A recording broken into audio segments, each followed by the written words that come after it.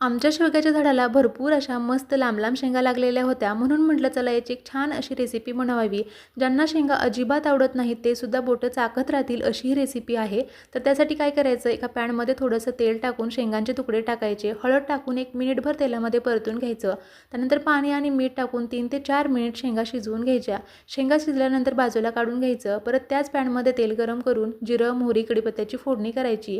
कांदा बारीक चिरून टाकायचा. कांदा थोडासा परतून झाला की लसूण, आलं, कोथिंबीर ठेचून टाकायची. लसूण छान परतून झाल्यानंतर टोमॅटोसुद्धा बारीक चिरून टाकायचा. चवीनुसार मीठ टाकून टोमॅटो छान मऊ झाला की काळं तिखट, बेडगी मिरची पावडर, हळद, धनेपूड, गरम मसाला टाकून सर्व मसाले व्यवस्थित परतून घ्यायचे. शिजवलेल्या शेंगा टाकायच्या. व्यवस्थित मिक्स करून झाल्यानंतर भाजलेल्या शेंगदाण्याचा जाडसर कूट टाकायचा. व्यवस्थित परतून झालं की 2 चमचे पाणी टाकायचं. झाकण लावून 2 मिनिट वाफ काढायची. डिटेल रेसिपी हवी असेल तर चॅनलवरती आहे, पाहू शकता. तर तयार आहे मस्त अशी शेवग्याच्या शेंगाची सुकी भाजी. व्हिडिओ आवडला असेल तर लाईक, शेअर,